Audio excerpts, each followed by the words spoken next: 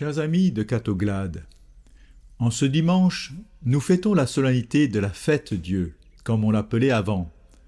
Aujourd'hui, l'Église l'appelle solennité du très saint sacrement du corps et du sang du Christ, sans doute pour marquer davantage le mystère de ce don de son amour.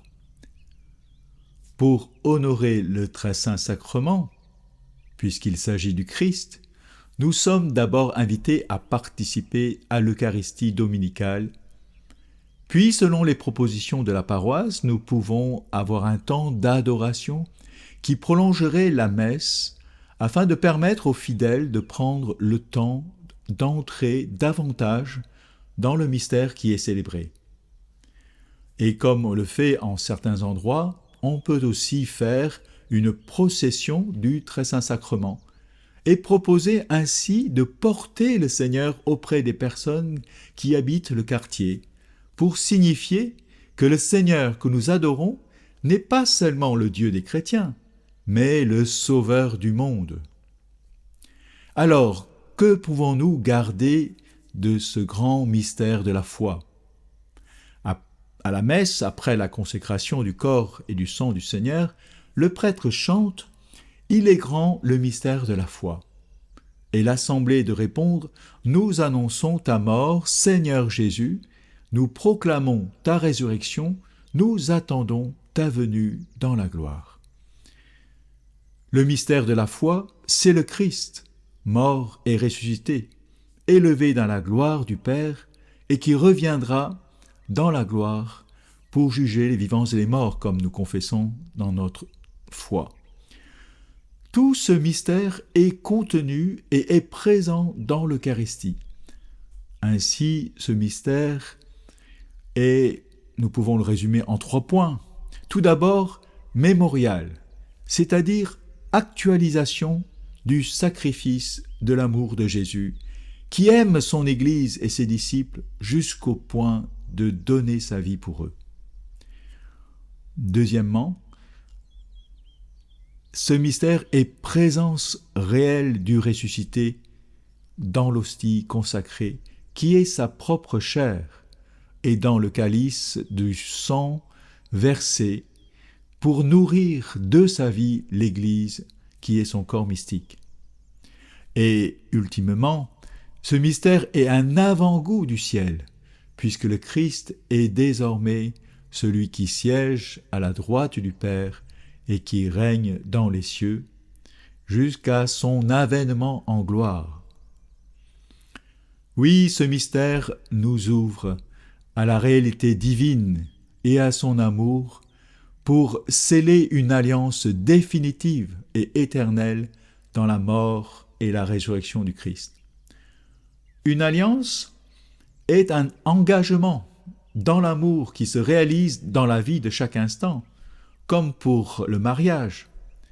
Elle passe par des actes concrets de bonté et d'amour, de service et de don de soi, de renonciation à soi et à toute forme d'égoïsme.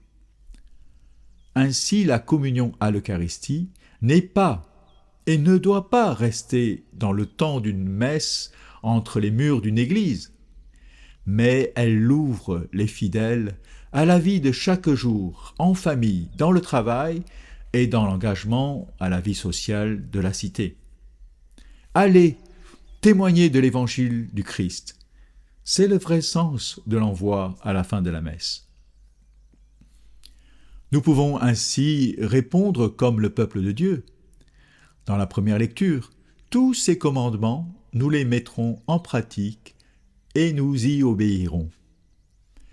C'est ainsi que nous comprenons le sens de la procession du Très Saint Sacrement.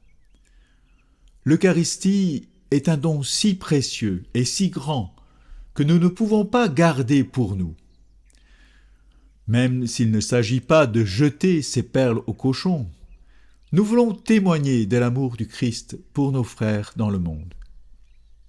Il est là, il est là. Ces mots tout simples du saint curé d'Ars ne provoqueraient que mépris et moquerie s'il n'était pas accompagné par son regard d'amour intense et d'un respect si grand pour son Seigneur et son Dieu que nul ne pouvait douter que Jésus était là, dans ce pain sacré de l'ostensoir. Frères et sœurs, notre adoration, si elle était habitée par l'amour et par la foi, si elle est prolongée par un témoignage d'humilité et de service désintéressé, de vérité et de justice dans le travail, cette adoration convertirait bien des cœurs incrédules. Parce que adorer et communier en vérité, c'est finalement laisser le Christ nous transformer en lui, pour devenir un autre Christ, comme une présence, sa présence vivante au cœur du monde. Seigneur Jésus, pardon pour toutes nos communions sans adoration véritable. Pardon pour tous ces temps d'adoration sans te laisser vraiment changer nos cœurs de pierre. Pardon pour notre foi dans l'Eucharistie qui ne se traduit pas en des actes de justice et de paix autour de nous dans la vie de chaque jour. Oui, Seigneur Jésus, en ton Eucharistie, fais de moi une véritable présence de toi et de ton amour au cœur du monde. Amen.